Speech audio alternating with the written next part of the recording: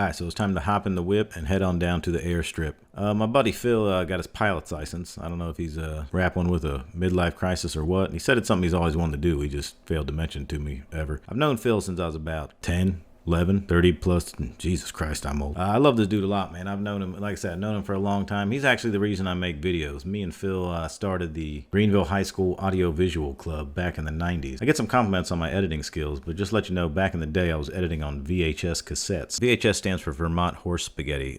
This is basically what a hard drive used to look like. We're going to go on a fall foliage tour from the air. That's two heterosexual men just driving around, checking out the leaves and the beauty of fall. It's going to sound a little weird from a guy who was in the Air Force, but I'm actually deathly terrified of airplanes. I don't like flying in them. I don't like being in them. I identify greatly with Mr. T. I ain't getting on no airplane, and that's it.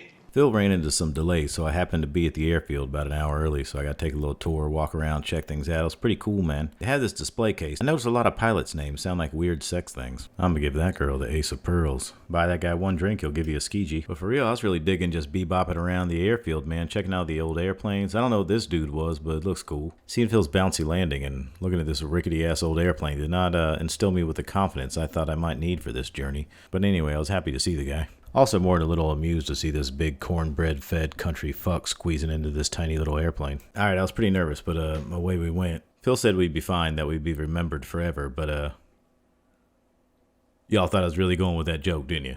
Based on a previous video, I was impressed by the amount of young people that were triggered simply by the American flag, but I'm just putting this up there to display how windy it was. And this airplane was built in 1971.